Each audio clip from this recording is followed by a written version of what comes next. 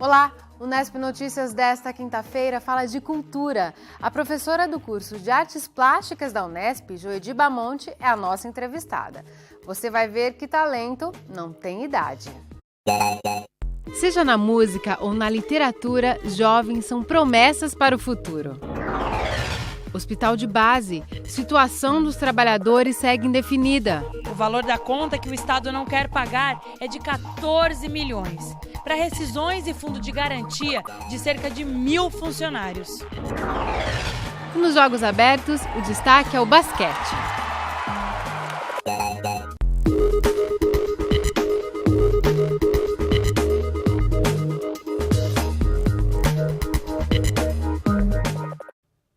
A HB, que administra o hospital de base, estuda colocar os funcionários em aviso prévio a partir da próxima quarta-feira. O objetivo é evitar que a dívida trabalhista aumente ainda mais caso a entidade tenha que arcar com as indenizações do aviso prévio. Os funcionários não concordam e protestaram hoje ao meio-dia em frente ao hospital. Eles ameaçam deixar os postos de trabalho e a unidade corre o risco de parar. Ontem foi realizada mais uma reunião no Ministério Público do Trabalho. O encontro foi tenso e não trouxe nenhuma solução. Lamento um pouco, esperava que o Estado de São Paulo se apresentasse para pessoas que pudessem dar um esclarecimento um pouquinho maior. Foi assim que começou a segunda audiência sobre a situação dos funcionários do hospital de base. Se eu não li errado, dinheiro da associação hospitalar foi usado até para montar posto de saúde municipal. Convênios assim, vieram pelo Estado, via associação. Se eu quiser ter alguma dúvida, eu passo para a senhora a leitura daqui. Além dos advogados, os próprios trabalhadores acompanharam de perto as discussões, que foram tensas. E o drama mais uma vez fica sem solução. Os representantes do Estado reafirmaram a posição do governo. Não tem responsabilidade trabalhista no caso do HB. O valor da conta que o Estado não quer pagar é de 14 milhões. Para rescisões e fundo de garantia de cerca de 1.000 funcionários. Um documento apresentado pela HB causou polêmica na reunião. No ofício, o Departamento Regional de Saúde garante que a FAMESP assume o HB no dia 28 de dezembro. Mas em momento algum da reunião, nem o Estado, nem a FAMESP assumiram isso oficialmente. O procurador do Estado, Fábio Coelho, manteve a posição inicial. Ainda não há certeza que a FAMESP assumirá. O senhor autoriza algum representante do Estado a, neste momento, dar essa informação? Já a diretora do Departamento Regional de Saúde... Nós trabalhamos apenas com a possibilidade e a certeza de que a FAMESP assume nas próximas semanas. Essa certeza, não trabalhamos em nenhum momento com fechamento de hospital, entrega de chaves, enfim, não trabalhamos com essa possibilidade. Gostaria muito que isso fosse verdade, quero muito que isso aconteça, que a população de Bauru não tenha um minuto sequer de interrupção da assistência. Porém, eu não posso assumir que vou fazer assistência de qualquer maneira, a qualquer tempo, a qualquer custo e a qualquer risco. Percebo que o senhor ficou um pouco decepcionado do encontro de hoje, é isso mesmo? Não, decepcionado pelo procedimento do Estado, que se fez representar por 2 agentes, um procurador de Estado e uma diretora de saúde. Enquanto um mencionou que não havia nada acertado com a FAMESP, o outro já tinha até um documento firmado em que informava a direção da HB, em nome do Estado, que a FAMESP iria assumir as atividades no hospital de base. Quanto à questão trabalhista, eu já esperava que o Estado não iria assumir esse passivo e o caminho vai ser o ajuizamento da ação civil pública e provavelmente, no momento oportuno, o requerimento para que se responsabilize aqueles agentes que eventualmente deram causa a esse prejuízo, a essa falta de fiscalização que culminou com o encerramento triste, pífio da HB. Foi a confirmação de uma completa omissão do Estado em relação aos empregados. Na realidade, está se trabalhando com a hipótese de que possa existir serviço sem quem presta esse serviço. Se dá muito mais importância ao equipamento do que ao trabalhador, que é quem cuida do doente, que é quem atende, que é quem recebe numa situação de urgência e emergência. A solução foi abrir um inquérito, que no futuro poderá gerar uma ação na Justiça. A investigação vai apurar as irregularidades do convênio da Secretaria de Estado da Saúde com a HB. Serão analisadas as contratações e as responsabilidades trabalhistas no fim do contrato. Mas a briga judicial pode demorar anos. O Ministério Público vai tentar tudo o que for possível. Por quê? Não para sangrar, é importante ficar claro isso, não para sangrar o Estado, olha, o Estado não vai pôr dinheiro bom para pagar a entidade privada, não.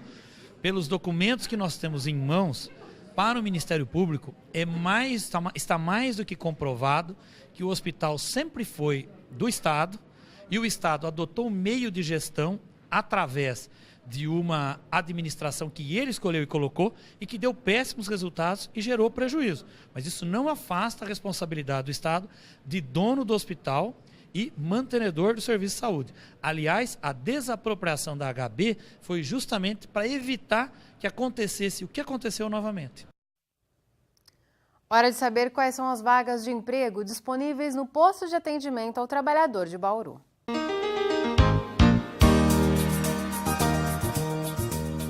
Estão disponíveis vagas para faxineiro, instalador hidráulico, lavador de carros, repositor de mercadorias, atendente de balcão e pedreiro. Se você se interessou por alguma dessas vagas, vá até o Pátio de Bauru, que fica na rua Joaquim da Silva Marta, 1139. O pátio funciona de segunda a sexta-feira, das 8 ao meio-dia e da 1 às 5 da tarde. É preciso levar RG, CPF, número do PIS, carteira de trabalho e o CEP da residência.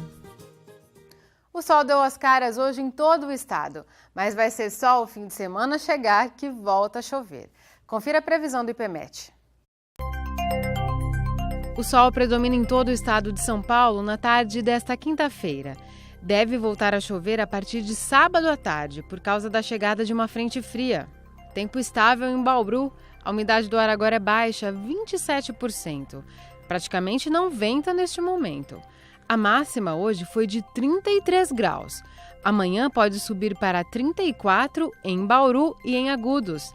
Em Piratininga, os termômetros devem bater em 35 graus. Ainda hoje, ao vivo, uma entrevista com a professora Joedi Bamonte.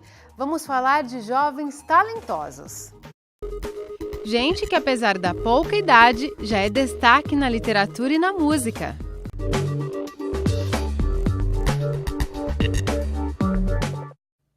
Se você tem carro ou moto, vai pagar menos imposto no ano que vem.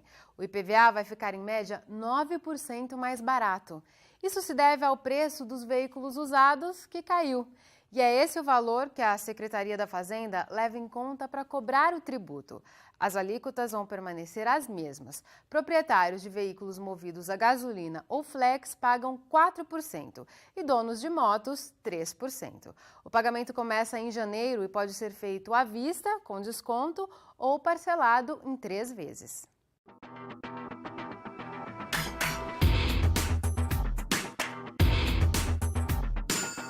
Ontem o time de basquete de Bauru ganhou mais uma e avançou para a final. Cesta vazia foi uma cena rara na semifinal do basquete masculino. Foi um festival de cesta pra cá, cesta pra lá, um sufoco que parecia não ter fim. Semifinal dramática para Bauru, que precisou correr atrás do resultado. Na beira da quadra, o técnico Guerrinha engolia seco a cada ponto de Rio Claro. Na arquibancada, a angústia também tomava conta da torcida. Torcida que, aliás, participou o jogo inteiro. Vaiou quando o adversário colocava a mão na bola. Lamentou quando a bola não entrou. E vibrou cada vez que o time anfitrião pôs a bola na cesta. No fim do tempo normal, o empate, 77-77. Sinal de que a angústia continuaria na prorrogação. E aí, o resultado veio. Bauru 87, Rio Claro 80.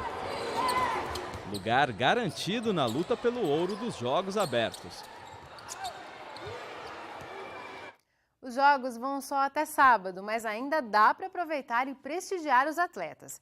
Veja a classificação das cidades e os próximos confrontos.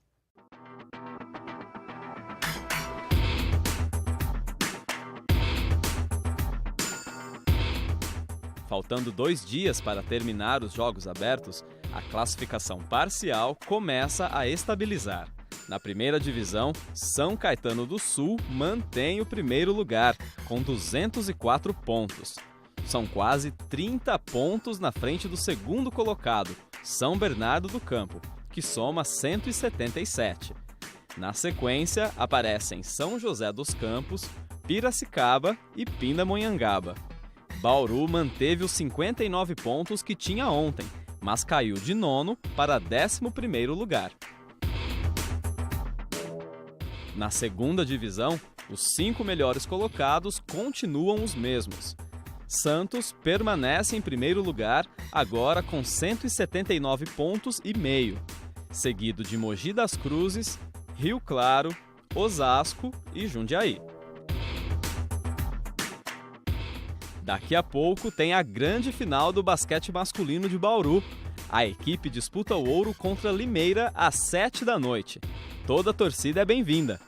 O embate é no ginásio Panela de Pressão, na Vila Pacífico. No mesmo horário também tem partida decisiva para o futsal masculino. O time anfitrião disputa com São José dos Campos uma vaga para a semifinal da modalidade. A partida é na FIB, que fica na rua Rodolfina Dias Domingues, quadra 11, na Quinta Ranieri. Amanhã, Bauru tenta bons resultados no atletismo. A partir das 8 da manhã, os atletas vão disputar as provas de 100 metros rasos sobre barreiras e revezamento, entre outras. O endereço da pista de atletismo de Bauru é Rua Valdemar Guimarães, sem número, no Jardim Prudência. O penúltimo dia de competição ainda tem disputas decisivas no futebol, vôlei de praia, tênis de mesa, luta olímpica e boxe. Quer ficar por dentro de todas as informações sobre os Jogos Abertos? Acesse o site oficial da competição. O endereço é o www.jogosabertosdebauru2012.com.br. No próximo bloco, entrevista ao vivo com Joedi Bamonte, professora do curso de Artes Plásticas da Unesp. Voltamos já!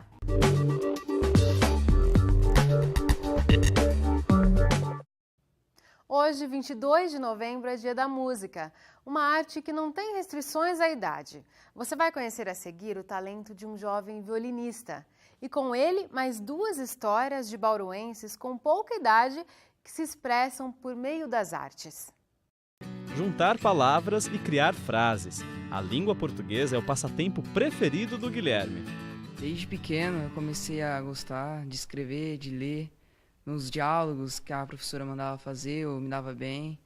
E em casa fazer meus textos, até brincando com a minha irmã. Em setembro, o que começou como brincadeira virou coisa séria. O Guilherme lançou seu primeiro livro. E a história tem tudo a ver com o que ele vive no dia a dia.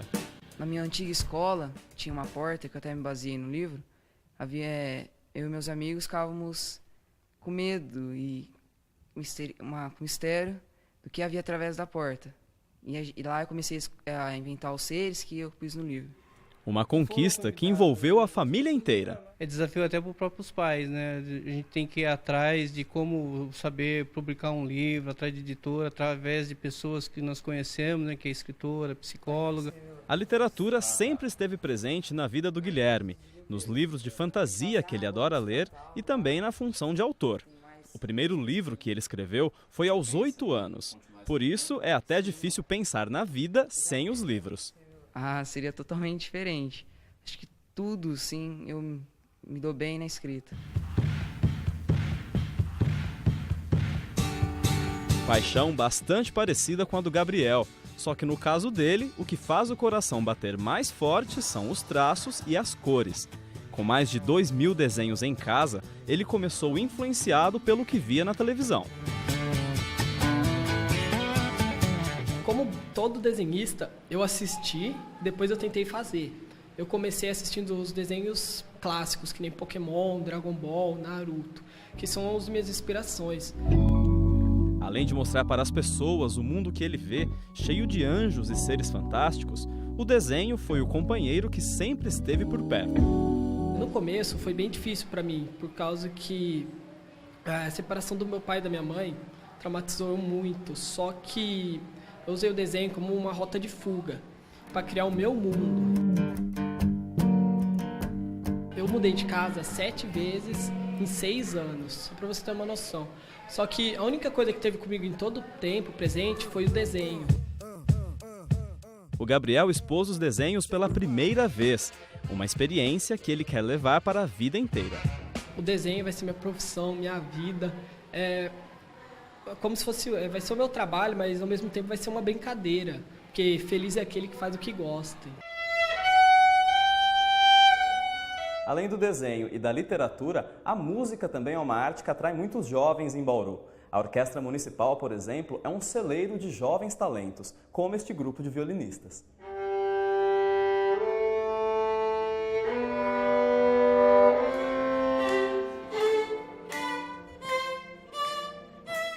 Duas vezes por semana, eles se juntam para tocar e aprender juntos.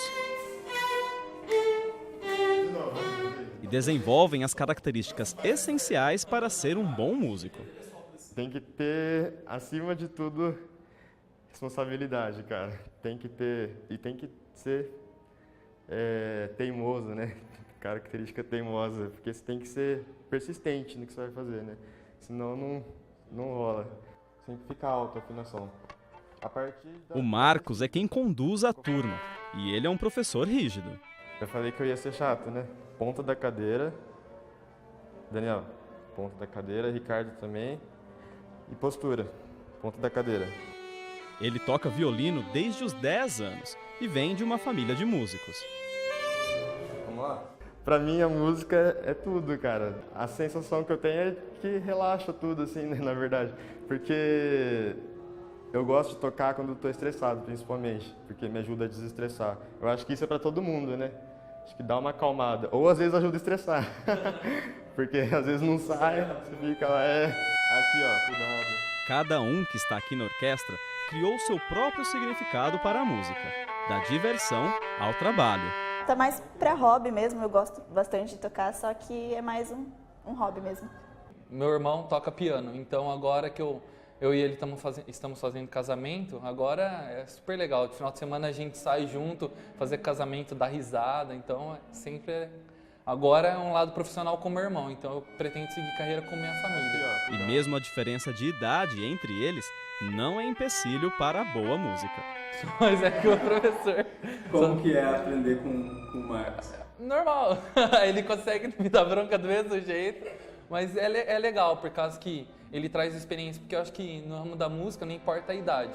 Eu acho que importa a experiência que você tem, e ele é bem mais experiente que eu e ele consegue transmitir isso. Na música o que vale é saber tocar.